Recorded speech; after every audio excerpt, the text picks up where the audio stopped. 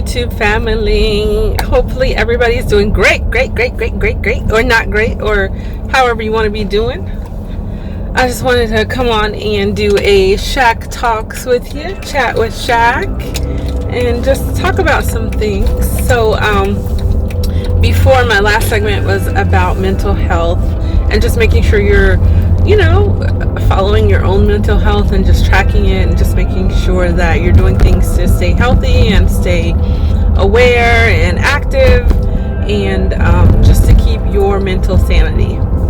So I don't think I ever came to like a conclusion or anything like that, because I don't think there is a conclusion. I think it's an ongoing battle, an ongoing daily live your life type of thing to help you with your mental health. Bettering yourself, going to school, learning a new trade, whatever you have to do to make yourself happy. Hanging out with friends, things like that. So if you are not subscribed, I'm Shakila, and this is Welcome to Shaq's World. I just got my hair done, and I feel pretty. So I go to Richmond Hill, and I go to a friend, and she does my hair for me. So I just got my hair done. So I was like, why not do a Shaq Talks right now? And that's what I'm going to do. So earlier, before I started my channel, I told you guys about my robbery. So I wanted to discuss that a little bit, and the after effects, and what happened, and all that good stuff. So I'm not going to go too into detail with what happened, but I mean, the story itself will just be what happened. So I'm at work, and of course I recently moved to South Carolina when this happened in 2014, and I'm at work, and my boss is actually there. So it's me and my boss and a girl that I just hired. She's a brand new girl. So, we're helping a guy, and it's close to Mother's Day. We're actually counting some merchandise, and, we're thinking, okay, just a normal day, blah, blah, blah, da, da, da. So we're doing everything, and I actually had just released a girl to go home early. Not that it was her scheduled time to go, but it was slow, so I was like, you know what, you can go home early, and she did. So guy comes in, says he's looking for a Mother's Day gift, needs something for his mom for Mother's Day, and so she puts whatever she's working on away, and I said, oh, she'll be right with you, it's right up front.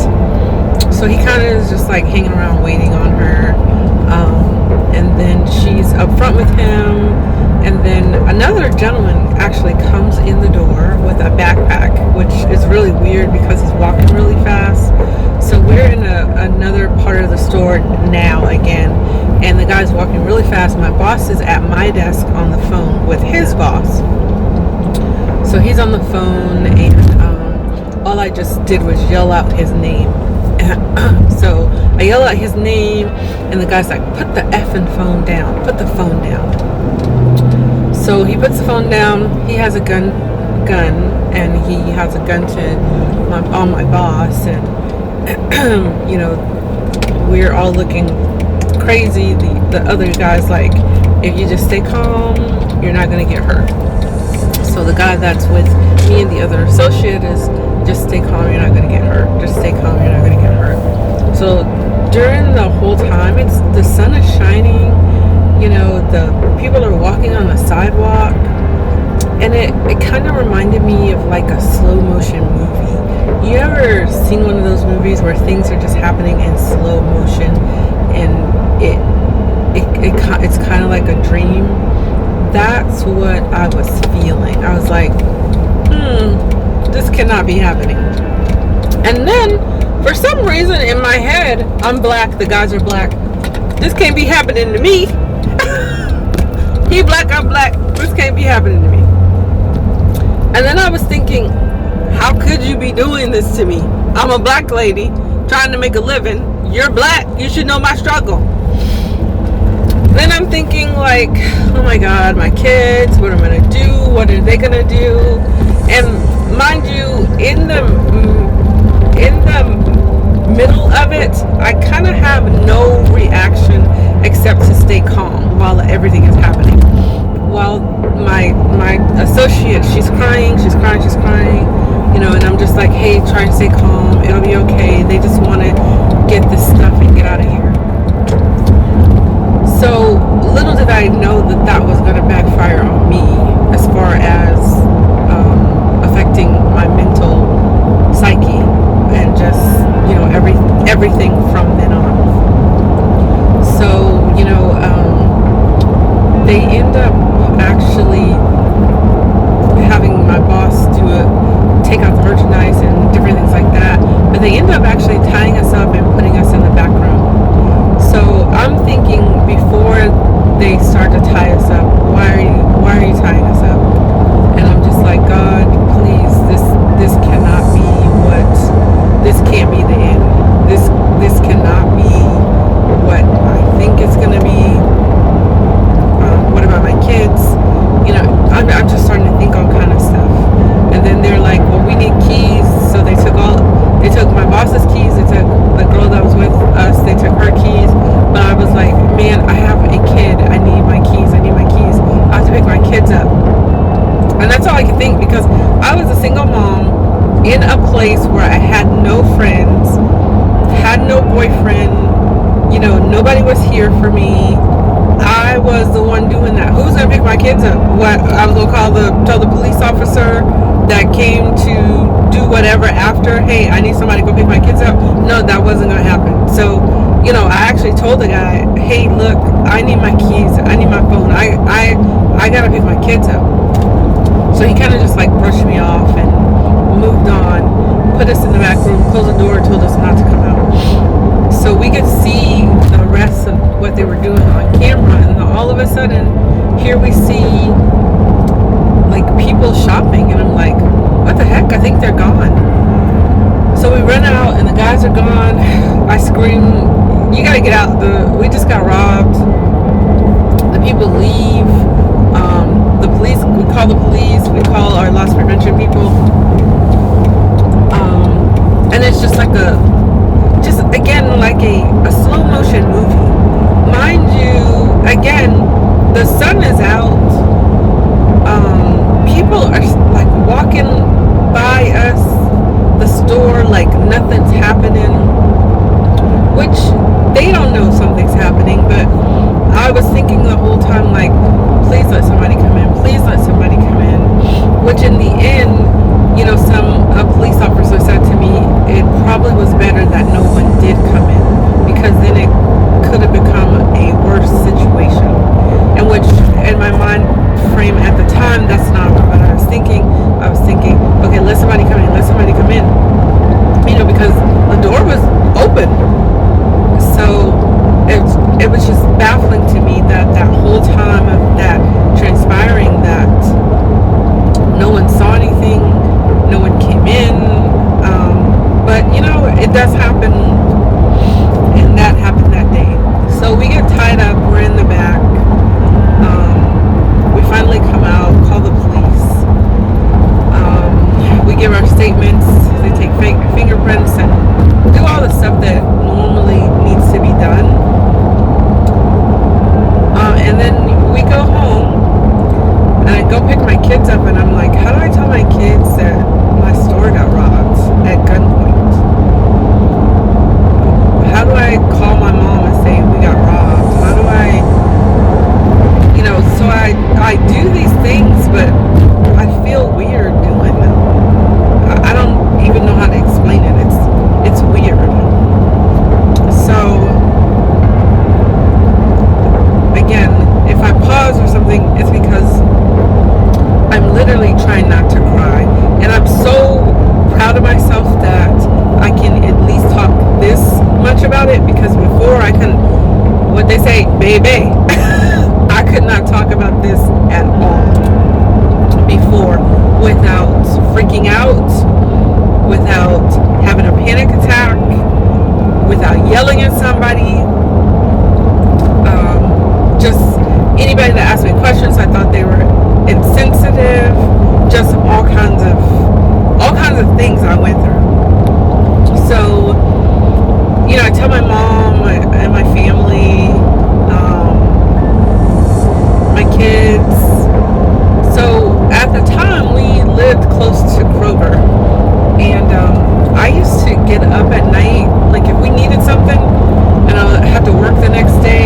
get up at night, run to Kroger. It could be midnight, I'm in Kroger. If I can't sleep, I'm gonna run to Kroger real quick and get whatever, blah blah blah. We need some milk, we need some washing powder, we need whatever. A girl is at Kroger. So after this happened, I just couldn't sleep. I was always anxious. I was nervous about helping customers. I would not go to Kroger unless it was in the daytime. I wouldn't get gas unless it was in the daytime. It was just like a cycle. And then that happened in May. Then in November, someone tried to break in my car with me in it. So I was just blown and just questioning everything of like, why is this happening to me? Why are these things happening to me? I don't know what I've done, but I would like to know why I feel punished, why I feel like I'm being targeted. Is it because I moved? Is it because I got divorced? I just had every single question and every single, like, up in the air. What could it be that is causing this chain reaction of things to happen to me? So, again, I won't go anywhere. I won't do anything. So I had a person reach out to me to, like, talk to me about the things that happen. So they have people that you can talk to. And the lady was like, well, I just want to let you know that the person could be released, that this, blah, blah, blah. And if that were to happen, we have to let you know by law. So I'm in my store and I just start screaming. And I was like, why is he able to get out of prison, jail? Why is he walking around? You're telling me he can walk in this store. You're telling me he knows what I look like. And you guys want me to testify. I just went berserk. And then I hung up the phone on the lady and I went in the bathroom and I just freaked out. And I freaked out and I freaked out.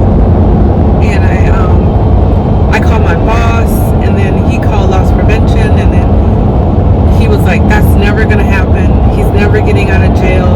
I'm gonna call them because they should have never contacted you, especially at work. I mean, it was just like a nightmare to me to hear that somebody who robbed me at gunpoint, robbed 3 people at gunpoint actually, so it's a charge of kidnapping. You took everything you possibly could.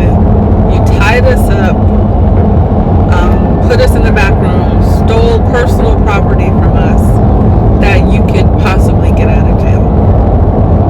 Or possibly walk into my store like nothing ever happened. So I was just so baffled and just distraught, and I mean I couldn't function the rest of the day.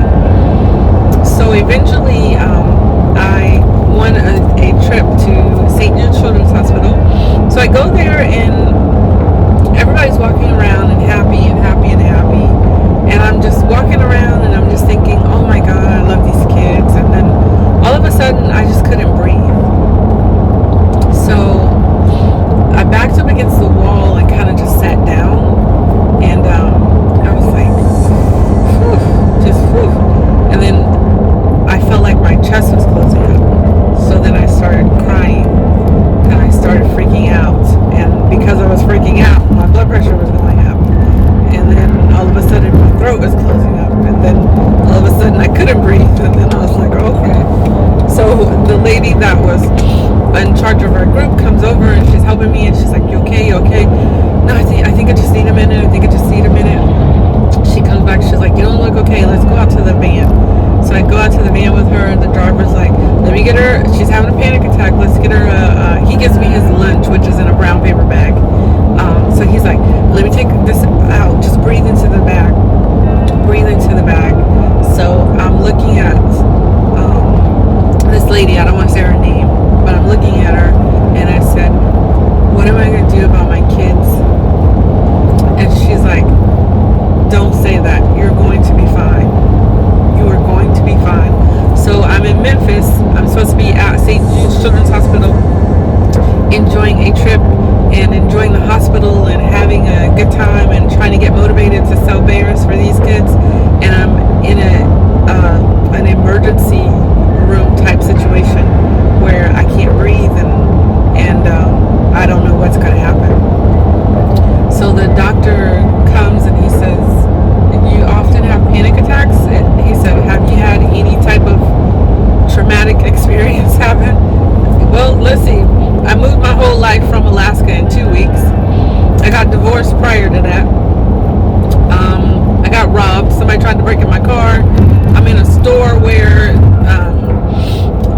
I'm turning over people left and right because they have a new manager and it's not working out. So I'm hiring people and it's a little stressful because it's just me and my kids here in a state that I didn't intend to be in. I wanted to be with my family in Georgia, but I ended up in South Carolina. I'm living in a hotel for a month and a half because I can't find a place to live. So, yeah, maybe a little bit stressed. So, I end up diagnosed with anxiety and high blood pressure. So he's like, follow up with your local doctor when you get home, your primary care, blah, blah, blah. I do. And she ends up putting me on a medication that my new doctor actually takes me off of because I was so freaking tired all the time. So the medicine she put me on lowers your blood pressure. And they say they give it to older people, like to keep their blood pressure low. So I end up changing and switching, and my doctor that I have now, he puts me on something that's great, and we check in and everything about my anxiety and about my high blood pressure. But that is like the gist of everything that happened in that nutshell, and how it conspired, how it came to be, from a robbery, from a move, a divorce, a move, a robbery, someone trying to break in my car while I'm in it. And that in itself is a whole nother story. I'll tell you guys about that on a different segment. But it's just like I was questioning and doubting my ability and my life and what I was supposed to do, because that took a piece of me and just kind of crushed it. I lost money from it because of what happened. My own personal money I lost. Just all kind of things were happening, and I was just like, this isn't how this was supposed to go. This was supposed to be better for me and my kids, and it's ending up not being better. I'm already not home because I'm trying to work as hard as I can to correct the situation, and then all this stuff starts happening. So my robber is in jail. Well, one of them is. The other one they did not catch. But he's in jail and he's gonna die in jail basically. But as far as my anxiety, it's under control. I do have issues every now and then, but for the most part it is under control. It is a daily deal with type situation. So that's what I'm working on. So for anybody with anxiety,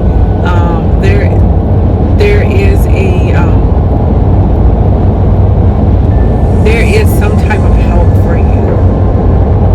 Everybody has their own thing, and you have to find out what works for you. And that's what I'm gonna say for that.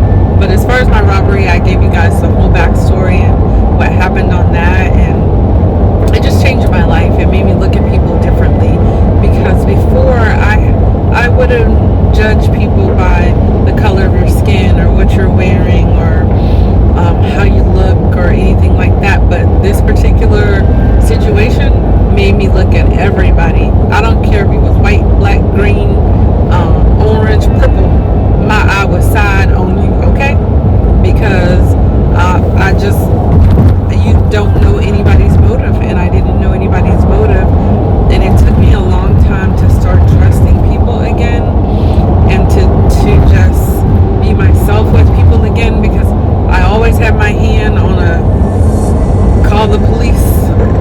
if you're even looking at me crazy, you looking at me too long, I'm calling the police.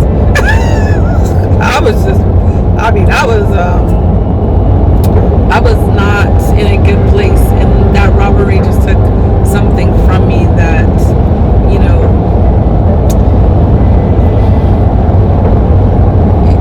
that I would have liked to kept.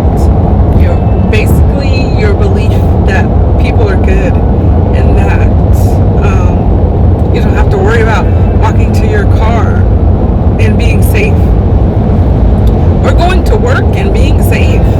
I mean, I would never thought that I would never in a million years think going to my job that we were gonna get robbed like we did, or that we would get tied up and all that stuff was gonna happen. I might have thought a bank, maybe that happens because you see it in the movie, but I never would have pictured myself in that situation. I do think that I handled it well in the moment, but I think I didn't handle it well over time, because I never got my feelings out. I never talked about it. I didn't want to talk about it, because anytime I do or did talk about it, I just wanted to cry. And I that was my only outlet. So anytime a customer asks, anytime somebody else asks, yeah, I was here. No, we're not allowed to talk about it, because I don't want to talk about it. I didn't want to talk about it. But like I said, these things are things that people go through in real life, and they need to have an outlet and conversation. There are so many things that people are alike on, and they just don't even realize. You've been through the same stuff as somebody else, but people have these preconceived notions about each other, or because you vote for this party or vote for that party, I don't like you. And you know, it's just, you got the same stuff going on. Everybody's got the same stuff going on. You might be experiencing it differently, but everybody pretty much has some of the same stuff going on. But guys, I just wanted to give you a little bit of that story about my robbery and let you guys know how it made me feel and what were the after effects. But believe me, I have a newfound look on life, and I'm trying to just treat everybody with kindness so that it can be returned, and I just want to live a happy life. So I hope that this inspires somebody to know that they can go on, they can move on, because there's many times that I thought about quitting my job over this situation. But you know, I think it strengthened me, it made me stronger, it opened my eyes to a lot of things. It brought some clarity to a lot of things. It did make me struggle.